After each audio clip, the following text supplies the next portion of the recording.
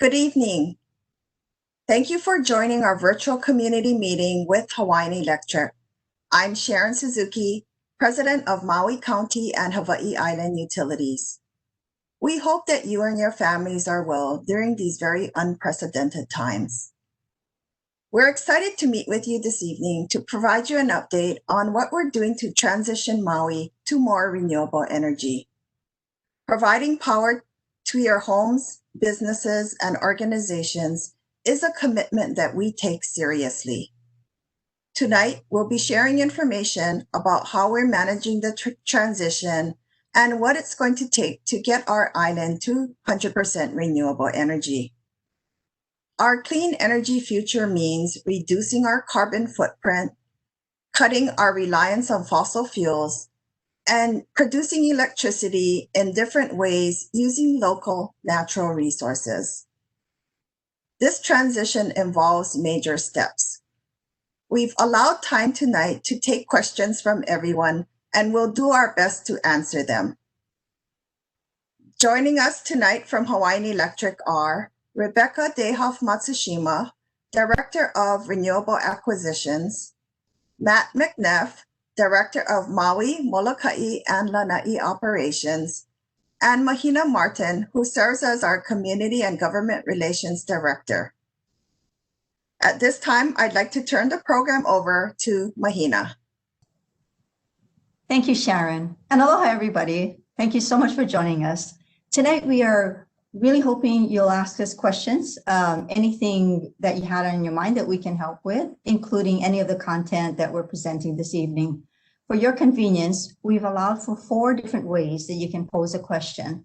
If you're joining us by WebEx, please go to the bottom of the screen, take a look at the options button, and click on the Q&A box to enter your question.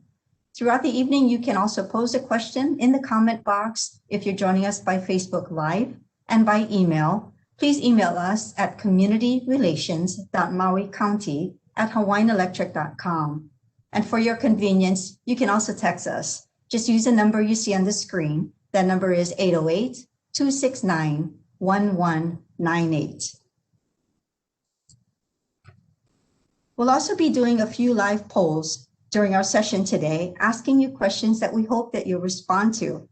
If you want to participate in the polls tonight, please pull out your cell phones and open up your internet browser, or from your computer, open another screen on your web browser and enter the address you see here on the screen. I'm going to do it with you. I'm pulling out. And if you have more than one phone, then certainly we ask that you take the poll one time or share your phone with someone in your household or in your office. So again, go to www.pollev.com, Maui Energy 101 to answer our question when it's time. We're going to test that right now with a question, a warm-up question. And our question to begin this evening using our poll is, where on Maui do you live? So we're going to give you a moment to do that. You just tap on the screen on your phone where you live, and it will show up. There I am, right there in Pakokalo. Terrific. We're going to let people get on their poll. We're going to be asking a few questions this evening using that feature. But we hope that, and remind you to keep your phones open throughout the evening so that you continue to participate as we ask a few questions this evening. We're going to proceed with our presentation tonight. I see most folks are coming from Central Maui, upcountry on the North Shore. And I do know that we have a number of folks joining us via Akaku. And if you're running for your phone, we'll be posting that address throughout the evening. So please, again, join us on our polls. Oh, look.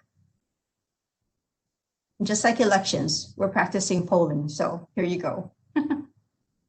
All right, we are going to move on. And again, keep that open, and you can still take the poll as we progress. We remind you to use any of the features to ask your questions tonight as well. Our world depends on electricity today. Our lifestyles with computers, cell phones, televisions, and air conditioners, and the needs of businesses, healthcare, and public safety, whether it's during a pandemic or not, relies heavily on electricity. When you flip that switch, you're expecting the power to be available for you.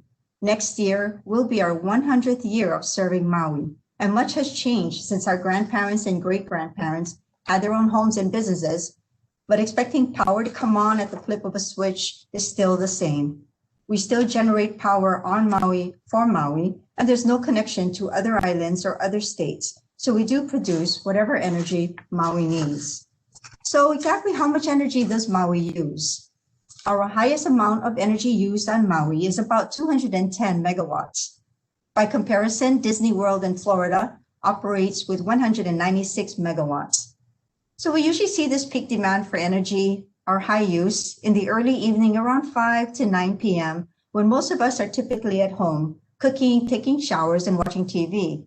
To generate enough power to meet our needs, we currently use a mix of traditional fossil fuels and on-island renewable energy resources. And as we know, cost of fuel can fluctuate and can be volatile. And so it's important to know that when we purchase fossil fuel to generate power, there is no markup of that cost to our customers. This brings us to our next poll question. So I hope you have your phones out again. And if you're just joining us, you can access the poll site at www.pollev.com/MauiEnergy101. Our next question. Do you feel informed enough to support large-scale renewable energy projects for Maui? Simply tap your answer here on the phone. If you feel informed enough, it would be a yes. If you're unsure, it'd be no. And if you need more information, we encourage you to use that option and respond. I'm going to give you a minute here to either get to the website. Again, that's www.pollev.com/MauiEnergy101. And we're inviting you to join us in our poll this evening. And if you're joining us from Makapu or Facebook Live, you can still do so as well as from WebEx. You simply need to go to that poll site. Terrific. Oh, we have a well-informed audience tonight. So some are saying that you're well-informed and others need more information. And we're hopeful that that's what tonight is about. We're sharing some information with many of you.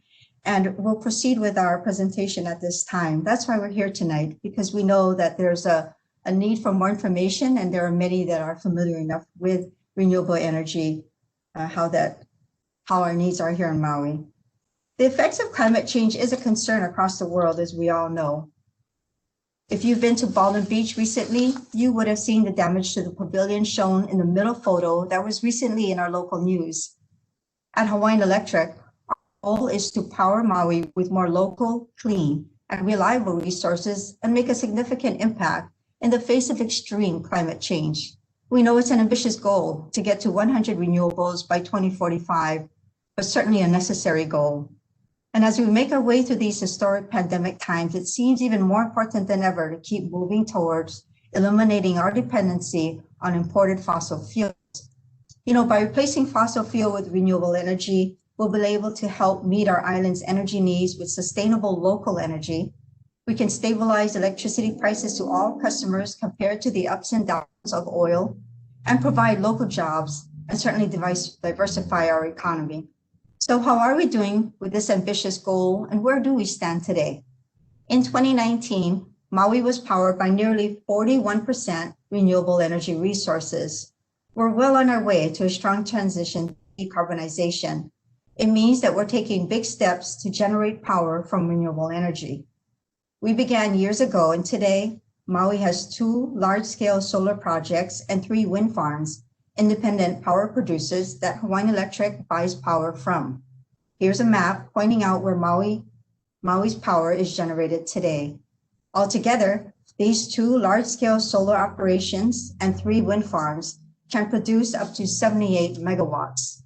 In addition, there are over 12,000 private rooftop solar systems on Maui, equating to about 113 megawatts of the 210 megawatts needed to meet Maui's peak demand.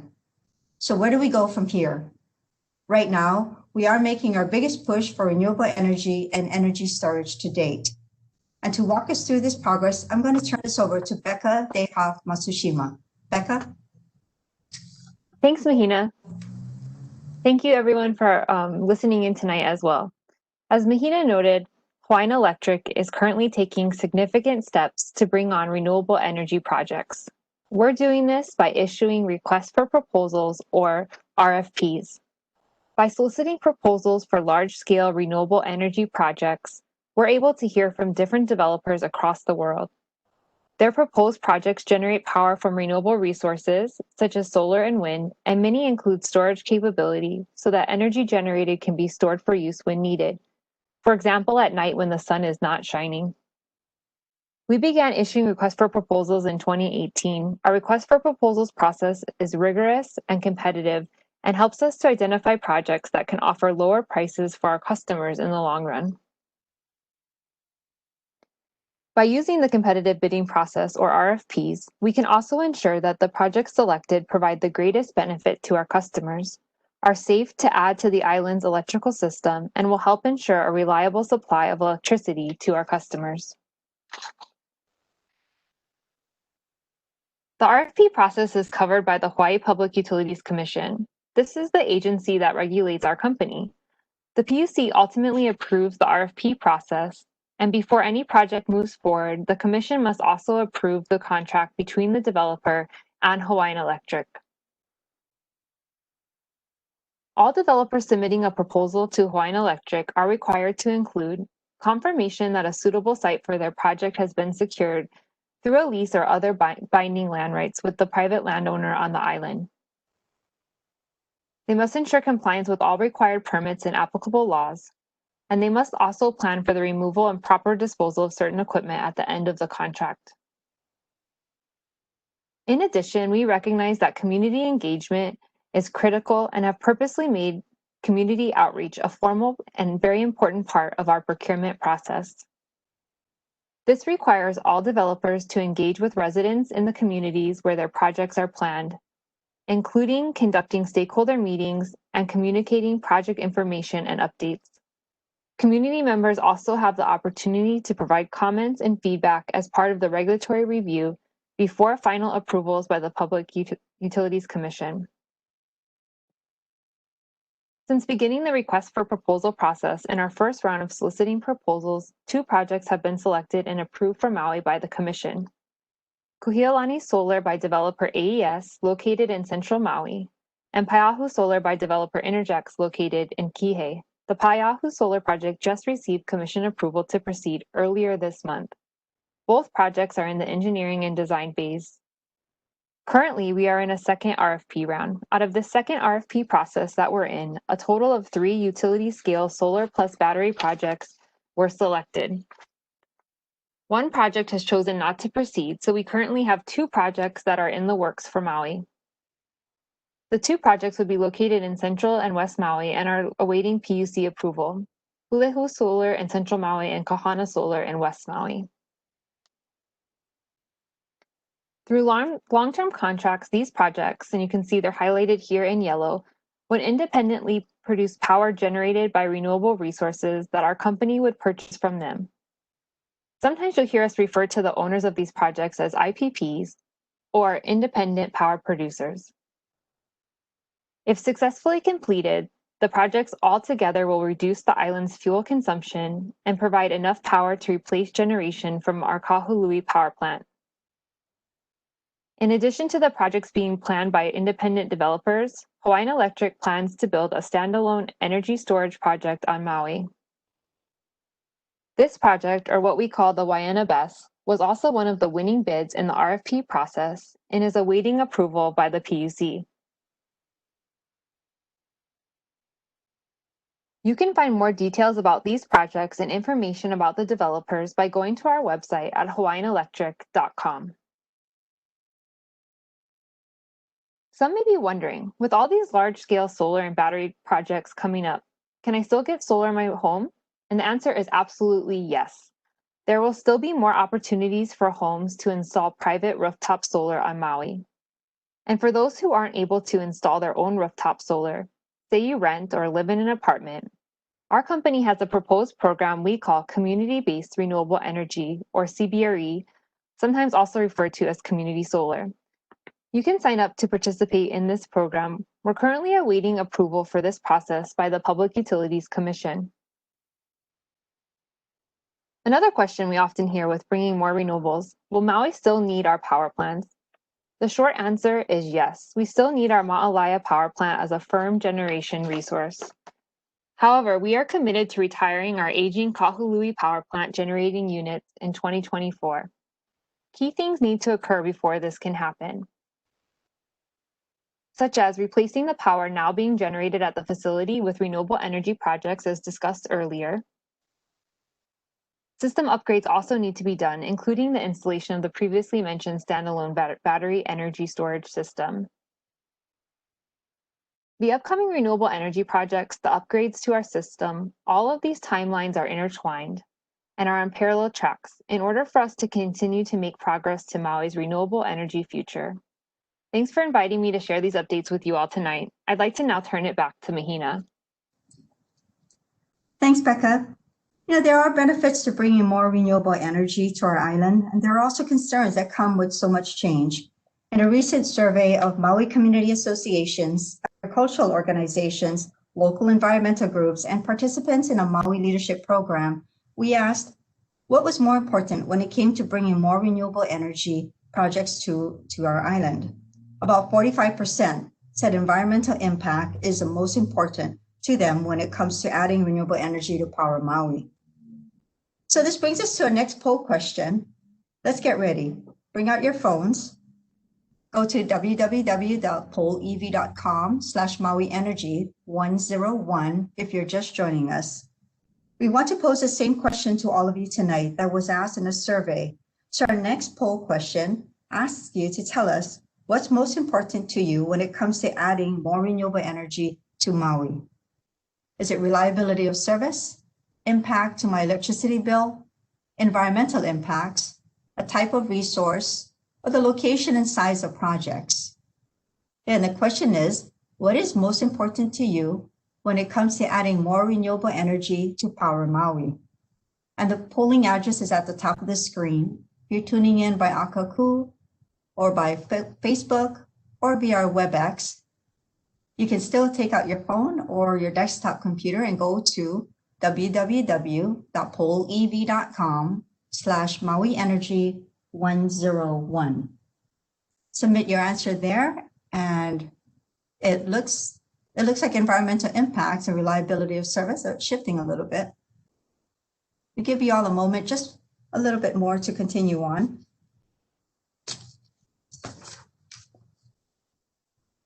We understand that there are competing needs and priorities throughout our communities. So I'd like to bring back Sharon to discuss how our company is addressing all of these different and important factors. Sharon?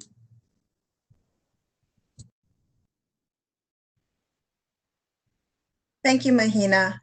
As we see from this poll, everyone has different concerns when it comes to bringing more renewable energy to the island, and we recognize they all hold importance. Our company is working to balance all of these critical factors. As we move ahead, we use these 7 principles to guide all of our work. Especially important is number 2. The energy transformation can't just be for those who can afford it. It needs to benefit all of our customers. I also wanted to highlight the last point. There is no perfect choice.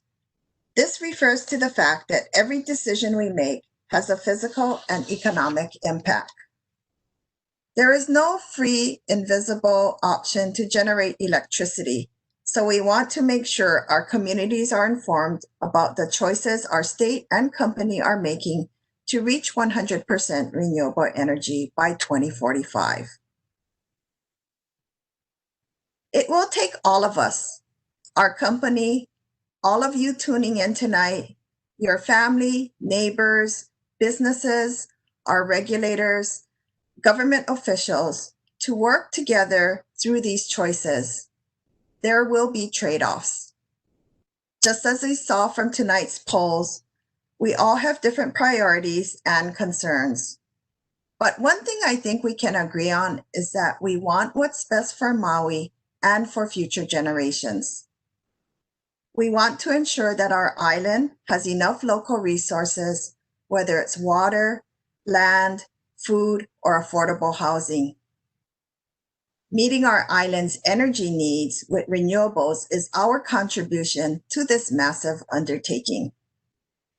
It's ambitious, and there will be bumps in the road, but we believe it's going to result in stronger communities powered with local, clean, reliable resources.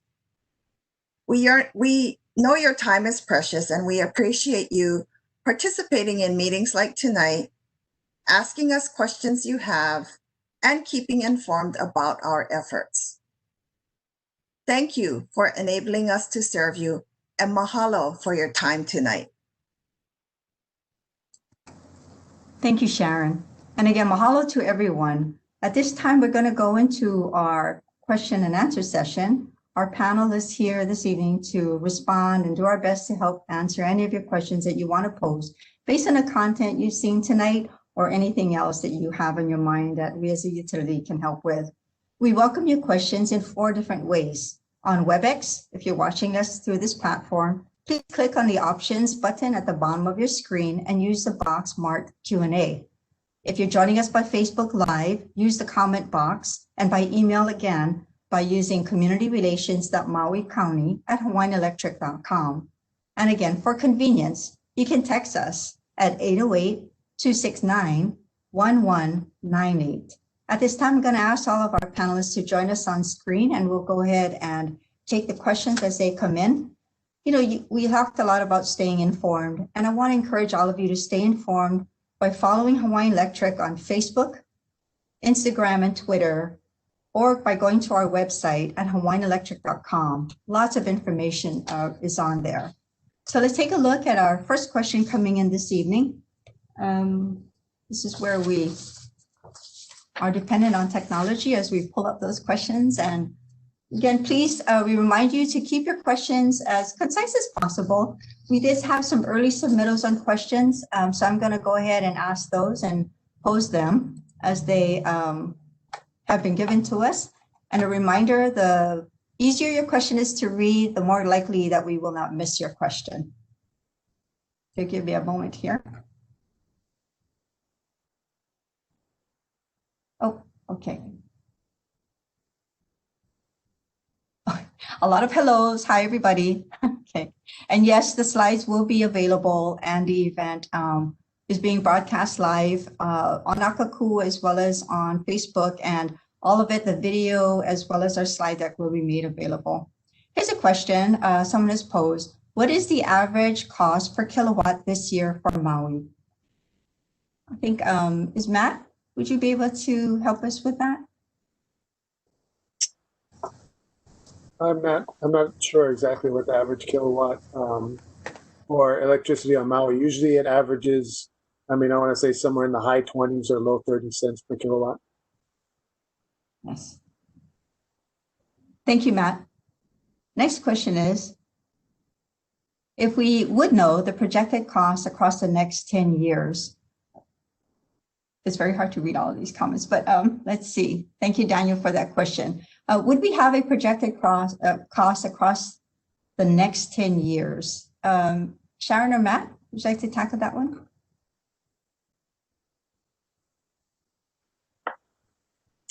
I don't have it top of mind, so we'll be happy to get back to the audience. Yes. I think projecting costs in the next 10 years will be dependent on a significant part of our planning, the costs that go into it. As you've heard tonight, there are a number of renewable projects also coming up. There will be further efforts as we move forward on the community-based renewable energy projects. A lot of moving parts, but certainly projecting costs in the next 10 years. Daniel, we'll have to get back to you on something unless there's something specific you're looking at. It's a fairly broad question. I'm going to move to the next question from Laura.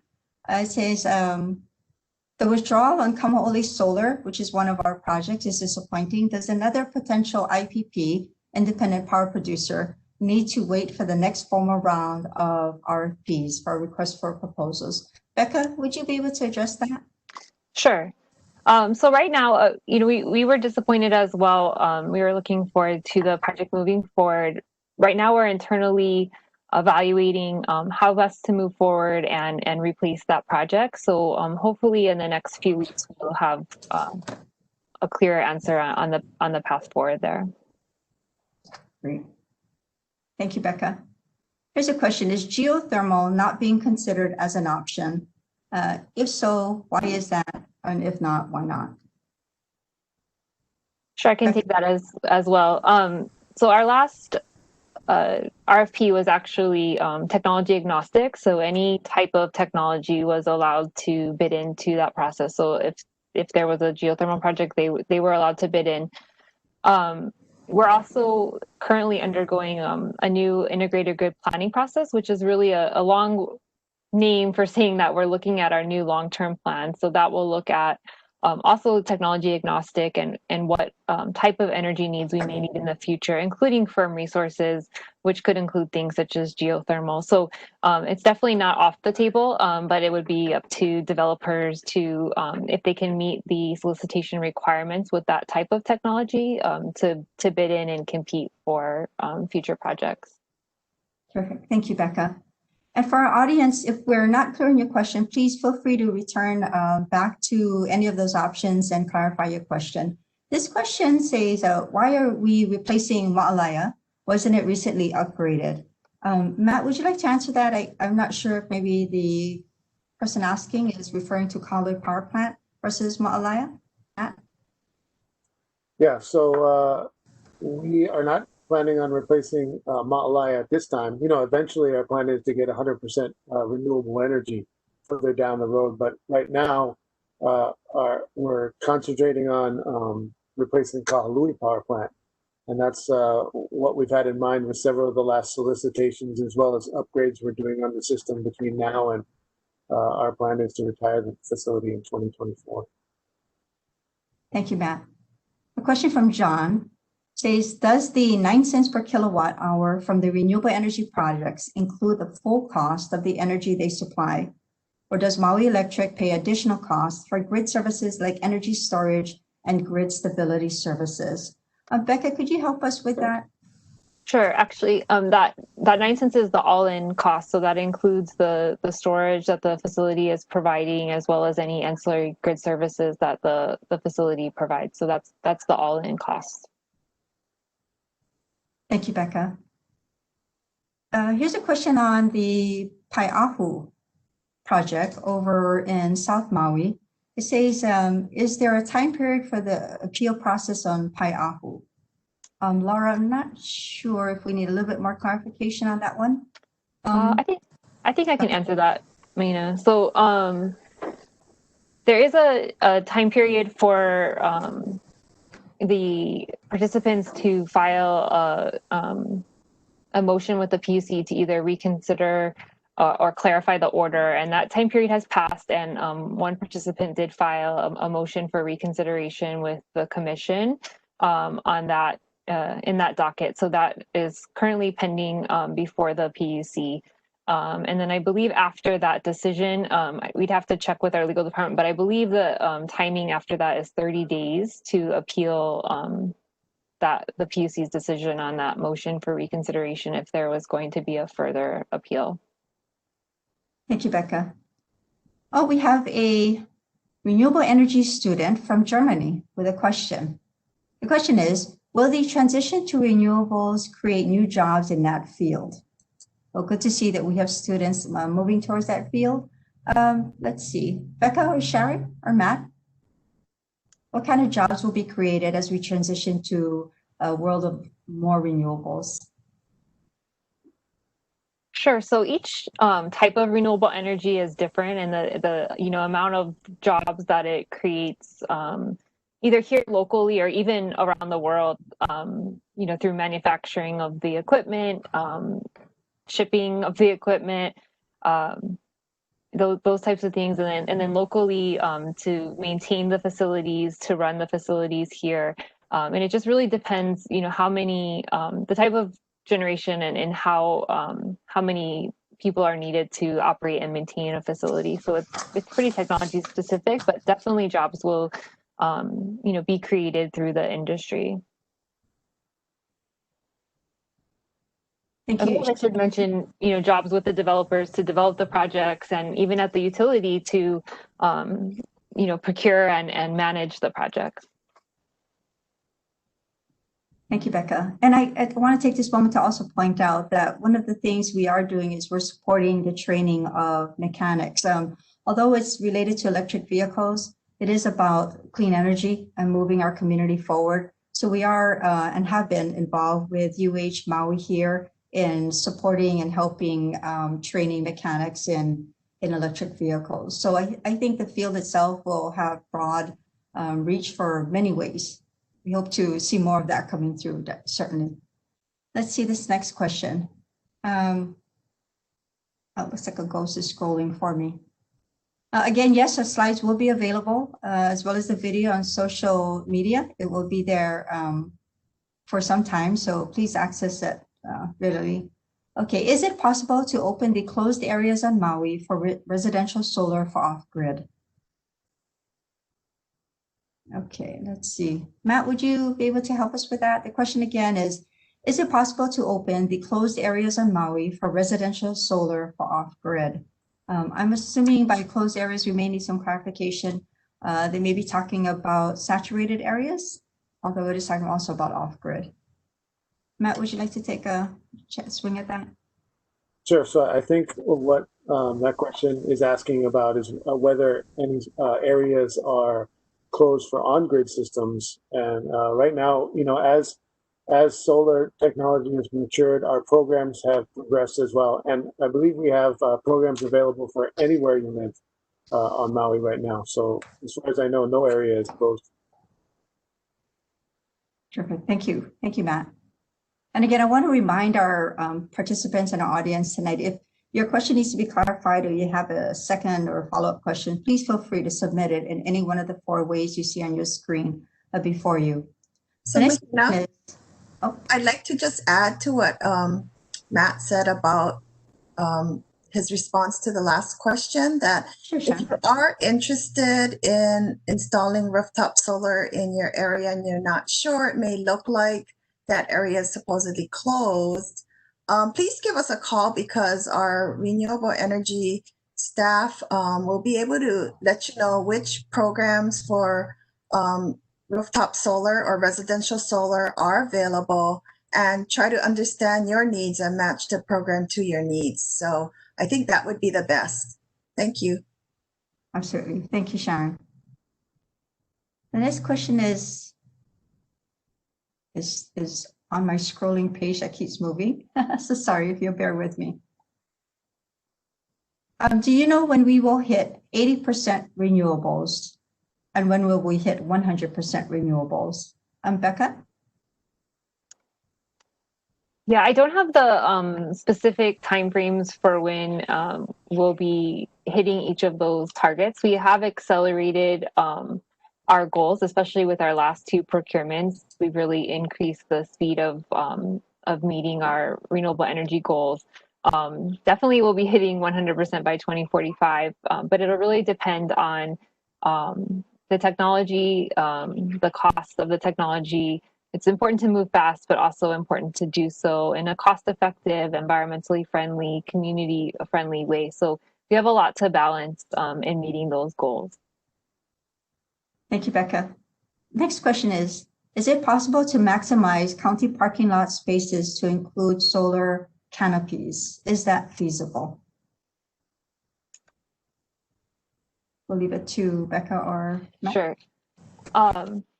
You know, that's feasible depending on the size of the parking areas and whether or not the owners of those parking areas are willing to install canopies and solar. We did recently have a land request for information where we sought actually for the first time ever to see if there were areas where landowners had rooftops or, you know, canopy spaces available to include solar. So it's definitely a possibility, but it would depend on the owner of the property and how much land is available. Perfect. Thank you, Becca. Becca, I think this next question is also for you. What programs are available for residential solar systems? Sure. So we have a variety of residential solar programs available. It's really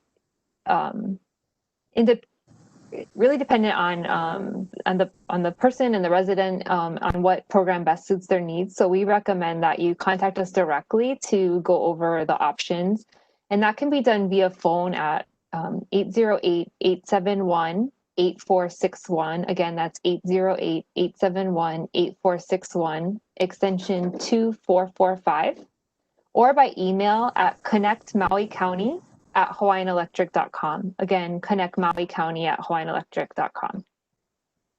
Thank you, Becca. I'm not sure who can help with this question. This question says, are there programs to insulate roofs that weren't required to have installed at initial construction? Again, I'll repeat that. I can take a stab at that. Okay. The solar programs don't have requirements for roof installation. It's up to the actual solar developer, the independent contractor that a homeowner is working with to install their system and roof to the proper conditions. So that would really be a question to direct to the solar installer. Great, thank you. Question for our panel is, what incentives is HECO planning for consumers to reduce their power usage? Do we have incentives that help our customers reduce power usage? Becca or Matt or Sharon? I think for sure we encourage energy efficiency, so efficient use of electrical appliances, and Hawaii Energy is the organization that offers rebates for you to install those type of efficient appliances, or for businesses, equipment, air conditioning systems. I think what we are looking at going forward is also trying to incent consumers with time of use rates. So Mahina mentioned electric vehicles. Our utility electric vehicle rate, like the one at our Kahului Base Yard Administration Building, has lower rates in the middle of the day to encourage use, so we can integrate more of the solar power that's available during that period. So trying to have people use electricity when there's an abundance of renewable energy available. And of course, we're pursuing lower cost renewable energy too. So indirectly, I guess we're providing that type of incentive. Okay, thank you. Thank you, Sharon. Next question is, can you explain why the Kamaole solar project with SB Energy was canceled? I believe that would be for Becca. So the project developer themselves decided to voluntarily withdraw from the program. So the utility didn't cancel the program. The developer decided after evaluating the project that they were not going to move forward. But you'd have to reach out to the developer for more specifics, as that was really their decision, unfortunately. Okay, thank you, Becca. And again, I encourage folks to send in your questions. The more concise your questions, the easier it is for us to read the question and ensure that we won't miss your question. Next question is, are HECO's renewable energy plans considering a life cycle of solar modules and components, inverters, etc.? And can these plans, decommissioning, upgrades, locals, or not recycling, be discussed? I think, let me repeat that question. It seemed kind of lengthy. Is Hawaiian Electric's renewable energy plans considering the life cycle of solar modules and components, such as inverters? And can our plans, Hawaiian Electric plans for decommissioning, upgrades, and local or not recycling be discussed? In other words, how are we going to be handling the end of life plans for so much renewable energy projects? Becca? Sure. So as I mentioned during the presentation, our RFPs actually require developers to provide us with their decommissioning plan for the end of their facility.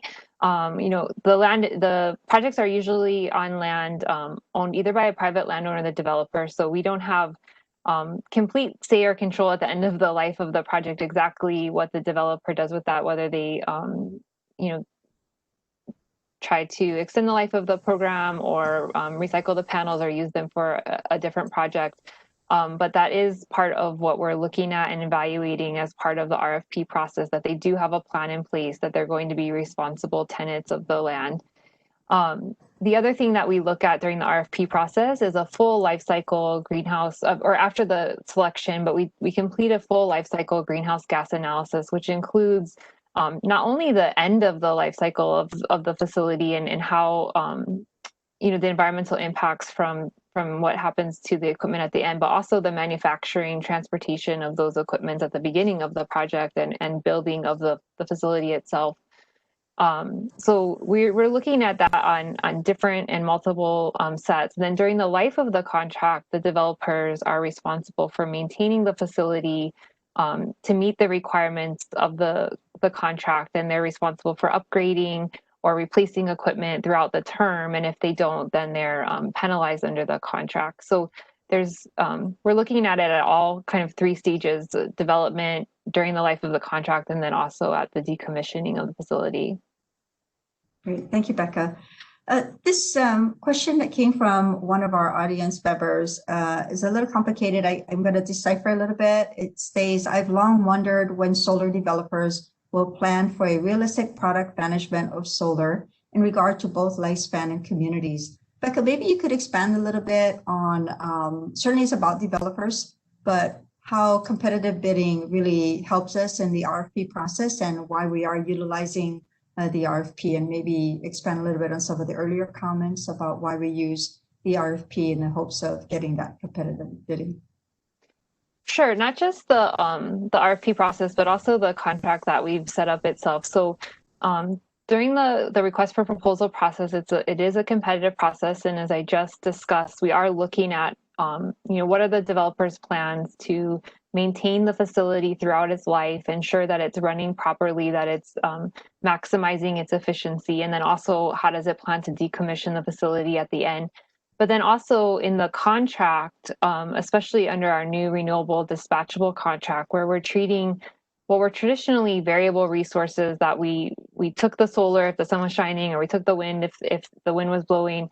We now have a lot more control over how and when we use that energy. And because of that, our contracts also are set up to ensure that the developers are maintaining the facility, ensuring the efficiency of the facility, so that it is operating how they said it was going to operate during the request for proposals process. And if it's not, then they don't receive their full payments under the contract. So they're incentivized to do that and ensure that we're delivering. They're delivering to us what was promised, so that we can have an adequate supply of electricity and ensure that what our customers are paying for, we're receiving. Thank you, Becca.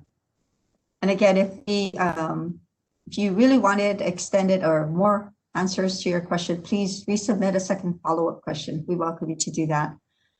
This question looks like it might be for you, Becca, as well. Are multi-use options for land, such as solar plus ag food jobs, being considered instead of lower cost, standard, low mount solar farms that only use the land solely to create energy? How is that factored in?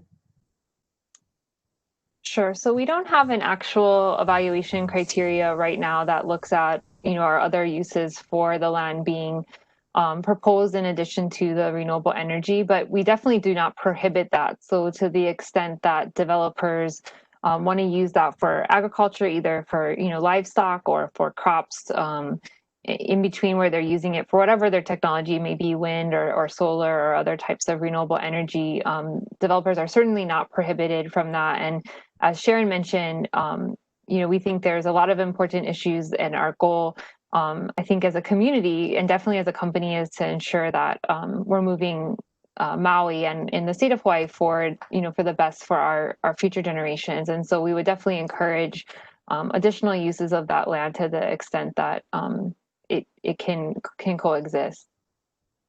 Okay, thank you, Becca. Sharon, you might be able to help us with this next question. Will HECO be participating in electric vehicle infrastructure?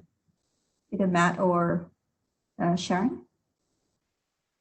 Yes, we recently filed an e-bus, so to encourage or allow us to have approval from the Public Utilities Commission to install infrastructure to encourage bus fleets to use electric buses. So that's pending at the Public Utilities Commission. It's kind of a make ready, we install the infrastructure, and then it could be a third party that comes to actually, do the charging portion. we're also looking to try to do that for commercial fleets too. So trying to get the large transportation companies transition to electrification, because that's also part of the clean energy future for Maui and of course our state. Thank you, Sharon. Our next question could possibly be for you, Matt. How does the 9 cents per kilowatt hour compare to the cost of generating electricity from the diesel plants at our Kahului and Ma'alaya generating stations? Matt? Yeah, that cost is a little lower than it costs us to generate the electricity, and that's good, right? That's the direction we are driving costs. I mean, we want to get to renewables and try to drive the costs lower at the same time. Thank you, Matt. A question for all three of you. What impedes the interconnecting of our island grids via undersea cables? So for Hawaii Electric, we have 5 Hawaii islands. Kauai Island has its own utility, but for our islands that we operate on, what impedes us to interconnecting our island grids via undersea cables? Sure, I'll take a first shot at that, and others can jump in. Technically, I don't believe that there's any insurmountable impediments with regards to connecting the islands. And connecting the islands with the undersea cable is something that we've looked at, from time to time in our past. The last time we looked at it, it didn't really feel like that was something that the state wanted to, go ahead with. And so, we want to do what the state wants as well. So for now, that's not in our plans. Sharon, Becca, is there anything you want to add to that? Yeah, I think we at one time it was also just having wind farms on the neighbor islands to and with undersea cable connecting to Oahu, and of course that was not something that our communities supported. So of course, again, community support would be necessary for us to do that type of project. I think cost would also be a consideration. Thank you, Sharon.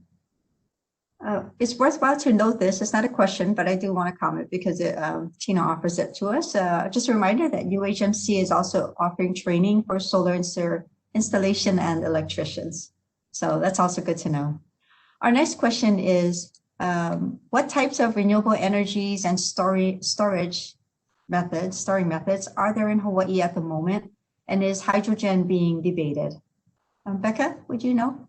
What types of renewable energy, including storage methods, are there in Hawaii at the moment and being debated? Matt and Sharon as well. Sure. I think the main storage right now available in the islands, or that's coming up rapidly, is battery energy storage, mainly lithium-ion batteries. But there are some other pilot programs. I think there's a pilot flywheel storage. There's been discussion of pump storage hydro, though there's no current facility in place, but that's been something that's been tossed around from time to time as a available option. I believe hydrogen has also been discussed at a high level, but nothing concrete, no proposals for projects or anything at this time, but definitely something that creeps in the conversation from time to time. Thank you, Becca. Our next question is, does your current selection process allow for paying more per kilowatt for projects that are more environmentally and socially developed? For example, a project costs 2 cents per kilowatt hour more, but doesn't use Ag 1, Ag 2, or land for homes. I think, Becca, if you could respond to that one. Sorry, it was kind of a long question. Could you repeat that one? It is, sure.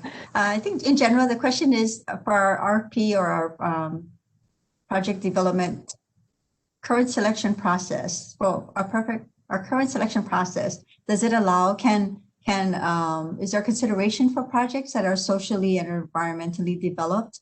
And if folks are willing to pay more for it, is there any type of trade-off consideration in that? Sure. So there's definitely it's not disallowed. There's not a specific evaluation criteria where we're looking at those specific criteria, though we do have a very diverse selection of non-price evaluation criteria that we consider when evaluating a proposal. So it looks at things such as, permitting and our, whether the project can receive the proper permits, cultural resources, are they, is developer taking into account properly cultural resources in the area, is we look at community engagement and what efforts is the developer working with the community. So through various non-price criteria, some of those factors are considered in, especially if the developer mentions them and specifies in their proposal what their plans are, but there's not a specific criteria per se, but it definitely comes into play in the evaluation throughout these multiple non-price factors. Thank you, Becca. Here's a question. Do we need to find a replacement for the Kamaole solar project to meet our timeline for closing the Kahului power plant? Sure. The answer to that is no. The remaining projects, including the standalone storage BESS, will still allow us to meet our requirements or timeline for closing the Kahului power plant, in addition to system upgrades that need to be made on the system. But from a generation perspective, we will be okay even without that project. Okay, thank you, Becca. Becca, I think this is also for you. This is a renewable energy discussion, of course. What is the status of the Molokai project, and are there important dates to keep in mind to move the project forward? So while tonight's meeting is primarily for Maui Island, we've had other meetings that address Molokai Lanai. We understand that many of our communities are connected to each other as well, and we recently had a project there on Molokai. Becca, maybe you could just give a little comment on that one. Sure. So if it's, I'm not sure exactly if the question is referring to the current existing RFP, but if it is, we're nearing the end of that RFP process. So I don't have a firm date, but in the next month or so, there should be more information coming out of Molokai regarding the current ongoing RFP project or process and any project that may result from that RFP. And then just wanted to note that we also have a proposal before the commission now to run a community-based renewable energy request for proposal on Molokai. And community comments are due on that RFP to the commission next week, October 26th. So after that, we'll be getting further guidance from the commission on timing of when that RFP will be issued. But just wanted to note that that project is also moving forward. Great, thank you, Becca. Here's a question about FERC Order 2222. This is a true trivia question. So if any of you on the panel is familiar with FERC Order 2222, has Hawaiian Electric begun to consider how they will accommodate this order? And if not, we might have to, let's see, we can't track that question. We may need to get back to that person. I'm not sure if that came via email. It's an unusual question. I'm not familiar with that FERC order 2222, but generally Hawaii does not come under FERC. So like the mainland utilities and their independent power producers are regulated by FERC, but Hawaii isn't. So it may not apply, but we can follow up more specifically on that order. Thank you, Sharon. A question about, looks like this participant is very excited about a flywheel storage method. The question is, where can they learn more about flywheel storage methods? Is that Matt or Becca that mentioned that? I think I mentioned that, and I've only heard of it in passing, so I don't actually have a lot of information on that, but we could follow up. Okay, great, terrific. Someone's sending out a lot of thank yous, so appreciate that. How about concerns regarding the vulnerability of the Ma'alaia plant to tsunamis or flooding? And does HECO envision eventually retiring the Ma'alaia power plant and or possibly hardening infrastructure at that plant in the meantime to reduce the vulnerabilities? Matt, could you help us with that question about our Ma'alaya power plant and its vulnerability to tsunamis or flooding in the location it is currently? Sure. So that is a risk that we're aware of, and through these RFPs, we're gradually moving generation away from the tsunami area, right? As we get more and more projects that are not in the tsunami area, that lessens our reliance on the Ma'alaya power plant, and eventually, the plan is to be 100% renewable by 2045. Ma'alaya might still have some part to play in that. We'll see when we get there, but definitely in the meantime, we're retiring Kahului power plant, also in the tsunami zone. So we're gradually, over the process of years, moving generation out of the tsunami zone. I'll also share that we did look at a mitigation. We had a study done to mitigate that, like building a wall or other options. And those options were I recall being about $50 million. So that cost is better used towards going to a new generating plant, like Matt said, not in the near the coastline. So I think that's been our strategy. Thank you, Sharon. That looks like the last question, but I am going to do a final call out for questions. As you can see on your screen, or if you've been listening, we've offered you 4 convenient ways to pose a question tonight. I hope you didn't miss anyone. By text, you can text us a question at 808-269-1198. You can email communityrelations.mauicounty@hawaiianelectric.com via Facebook Live. And aloha to all of you out there. I know there are many of you watching us on Facebook Live. Please use the comment box, and here on our WebEx platform, just select the options at the bottom of the screen and click on the Q&A box. I will say that if you think of a question after tonight, or you're up all night and you're just thinking, wow, what a fabulous utility meeting, just please ask us your question that might occur to you in the middle of the night. Email us at communityrelations.mauicounty@hawaiianelectric.com, and any one of our staff will do our best to help get that response to you. And if there was a question you asked that we weren't quite on the mark, or we were trying our best to interpret but wasn't sure, again, please feel free to email us and we will do our best to get back to you and maybe even ask you some clarifying questions. And for all renewable questions, as Becca mentioned earlier, our Maui staff at Connect, Becca, what was that address again? I don't want to say it wrong, the Connect email address. Is it? It's Connect Maui County, all one word, no spaces, at hawaiianelectric.com. That's a great, and our Maui staff are the ones that check that box and happy to help you with that. We get lots of questions on that, including sizing for rooftop PV. Those type of questions come through that email as well. So please feel free. So looks like that was the last question we have for the night. I think. Becca, do you want to add something? Oh, I think we had a couple questions come in. Oh, did they come in? Okay. Yeah. Oh, here we go. All right. Can more solar panels over large parking lots replace the need for proposed large utility scale farms? Becca? So no, they can't, but we do need all of them. So we need large utility scale projects, and we need smaller rooftop programs to meet our goals. We have a very aggressive goal to get to 100% renewable energy, and it's going to take all types of technologies and all sizes and locations to make that possible. Thank you, Becca. Great. We've got a few more questions coming in, and we're ahead of schedule, actually. So very happy to be spending this time answering questions. Here's a really good question from Roy.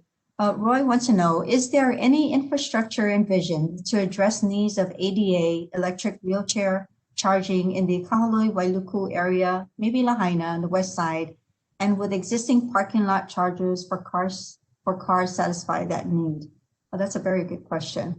Would anyone be able to help answer that one? Certainly a new one. We have a different department for electrification of transportation. Roy, we are happy to take that question to them. I myself have not heard that question before. Doesn't mean that others haven't, but we can get back to you on that and what kind of adaptations are being made and how is that being addressed. So really mahalo you for asking that question. Here's a question. Are there any efforts to provide downloadable green button data to more customers? Is Hawaiian Electric, is there any efforts to provide downloadable green button data to more customers? I'm going to see if any of our panelists, if that's something that I'm not sure exactly what is meant by green button data. I will say that we do have 2 web pages on our website that are really helpful if you're just looking for information about renewable energy and what's on our system.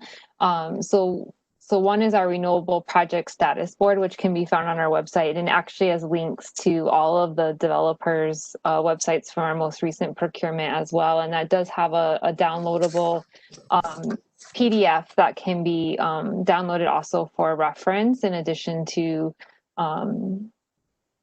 using that on the website. And then we also have a web page for renewable energy statistics on our website that has a ton of downloadable spreadsheets and information available for anyone that would like access to that. And it includes how much renewable energy we're using. I think it's based on a quarterly basis, and it goes back several years by type and island, and also has information on if we couldn't take the renewable energy, how much renewable energy we weren't able to take. We call that curtailment. So that website, I think it's probably one of the most underutilized websites for information on renewable energy, but that page has a lot of really helpful and convenient information because you can actually download it into Excel spreadsheet. So that's a great segue into this point I want to make. Renewable energy is going to be a big part of our future here in Maui in more ways than one. So if you go to hawaiianelectric.com, our website, you'll find a wealth of information. Just follow all of the tabs that you find on there, lots of helpful tips, everything from renewable energy, our own efforts in renewable energy. You'll find the links to all of our developers that have been selected and awarded through our request for proposals, our RFP process. You'll also find storm information. You'll find tips about your digging and safety issues in your home. All of that is located at hawaiianelectric.com. So I really encourage everyone, you're standing in line, nothing to do, killing time, waiting in your car, sitting at home, super interested about what Hawaiian Electric is up to. Please go to hawaiianelectric.com. So we're going to wrap up our meeting tonight and give you your evening free, and really want to say mahalo to all of you. I see a question coming up about internship. Do we have internship on Oahu? Oh, that's an interesting one. Perhaps it's a Maui person since it's our Maui meeting, but would you folks know if we are offering any internship programs on Oahu? Assuming that perhaps some of our Maui kids are going to school on Oahu. You can also track that on our website. I think we had summer internships. So I think the best is to, all of our jobs are posted online also at our website, hawaiianelectric.com. So I guess that would be the first place to search. Great. Thank you, Sharon. Great. We're about to close out, and I see a frantic participant, or maybe not frantic, but a very interested one with a question that's coming in. So we're going to allow that one question since we're ahead of time. We had scheduled till 7 o'clock, and we've answered dozens and dozens of questions. And I do want to say we're seeing your notes about thanking us and our panelists. And I have to say they do a good job because, we never know what kind of questions comes up, and we do our best to make ourselves available. Okay, let's see. Oh, okay. I don't see the question coming up, so I'm just going to give it another minute. I'm not sure where that is. In the meantime, I do want to say that our panelists here, this is an opportunity, even though under pandemic times, it gave us, as did all of our community in our world, to get online and connect. Certainly we want different times, but this by far has been a great experience to be able to connect to everyone virtually and through technology. And I do want to acknowledge and mahalo our team behind the scenes. We have Kuhea Asiu from our community relations team Many of you know her from her work in the community, and from our communications staff, we have Sable Bisson as well as Shayna Decker. Behind the scenes, we have Akaku, who we truly enjoy each time. We've done these meetings on Molokai, Maui, and Lanai, and can't say enough about Akaku. So, you know, community is their middle name. I'll send you my bill later, Akaku, but no, for promoting you. Okay, I am, oh, are those questions coming in? Here we go. Who do I contact? Who would be the best to contact to make a 6-month internship? Okay, oh, it's our German student. I wish I knew something to say in German, but aloha to our German student tuning in, asking about internships.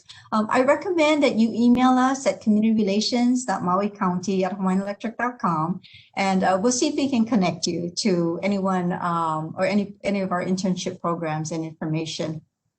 Here's a question. It seems that for diversity needs, it may be good to hire more guys in this space. Does HECO have plans to ramp up clean energy hiring of men in these difficult times? I think we are a fully diversified company across our islands, with serving 5 islands, very multi-generational as well on our ranks. And I have to say with confidence that our mix of employees between men and women is a fair amount. Same thing with ages, and you know, we're celebrating 1-year anniversaries as well as 40-year anniversaries for our employees. We have fathers and grandfathers, fathers and sons who have worked with us generationally. So, and proud to say that we have a large number of women who hold utility positions as well. Our question here is, will the BESS systems, our battery system on the large projects, allow Maui Electric to not curtail the energy? Oh, that's an interesting one. Becca or Matt, the question is, will the BESS systems on the large projects allow Maui Electric to not curtail energy? It will definitely make curtailment less. So the battery energy storage systems that are paired with our new solar facilities that we've procured since 2018 are sized, the batteries are sized to store 4 hours of energy of the max output of the facility. So that's really looking at the middle of the solar day when maybe we can't take any energy because we have a lot of rooftop solar generating or other facilities that don't have storage generating at that time. So the intent is to be able to, instead of having to curtail that energy, to shift it, use the battery to shift it to the evening periods when solar isn't available. We also procured through the procurement the Waiana BESS that we mentioned earlier in the presentation. So that's a standalone battery energy storage program, which will also allow us to take energy instead of having to curtail it and then to use it during different times of the day. So I can't say that we would be at 0% curtailment, but it definitely will reduce the amount of curtailment from future projects. Great, thank you very much. I see a note here to our team that we may have missed a question about CBRE. So I am looking forward, and if anyone on our panel was able to identify that, we'll go ahead and pose that question. Yeah, I think I see that. It says, will CBRE consider projects other than solar PV and battery or wind? So our current CBRE program, in order to get that up and running and ensure that our customers are able to benefit from that, we did limit the technology depending on the island. On Maui, it was limited to PV and wind, and on Molokai and Lanai to just PV. We anticipate future rounds of CBRE, so it may open up in the future to other procurement, other types of technologies, but for right now it is limited to those resources. Thank you, Becca. At this stage, we're going to, oh, here we go. Missed a question. Regarding battery storage, what is the end of life disposal plan? Again, with regards to battery storage, is there an end of life disposal plan? Becca or Matt? And my assumption is whenever a bid comes in or a proposal comes in that includes battery storage? Yes. Yeah, so with all of our, you know, the developers own the projects, meaning they own all of the equipment and the battery storage. So they're responsible for the disposal of that equipment. And as I mentioned earlier, part of our request for proposals, we do ask for the developer's plan for end of life and how they plan to dispose of the equipment, but really for the facilities that are owned by independent power producers, it's up to them to determine how they plan to dispose of the batteries at the end of life. Great, thank you. And that looks like that is going to be our final question of the night. I hope you still have your poll open because we are going to close our meeting with a final and last poll question. So if you'll bring out your phones again and go to, here we go, www.pollev.com/Maui Energy 101. We like to end on a high note always and really appreciate everyone's attention to things we've done. We've been doing business on Maui for about 100 years. So our next question is about a local business here. And again, our that address is pollev.com, Maui Energy 101. What is your favorite Tasaka Guri flavor? Strawberry, pineapple, and as all of us know, when you go to Tasaka's, or do you like it mixed up? So you take a moment and share that. We really support small businesses and encourage all of you, especially in these pandemic times, to go to our local businesses, give them any part of your day or your business that you can offer. I'm sure if you've gone there enough time, you can also imagine hearing the clicking of the scooper going into the little cups and standing in line and ordering all of that. They're about a century old, and we do enjoy visiting our small businesses as well here in Maui. Well, looks like mix up. Nobody likes pineapple? Okay, I like pineapple. I didn't vote, but maybe I'll be that 0.01% or something. Well, we enjoyed our time with you tonight.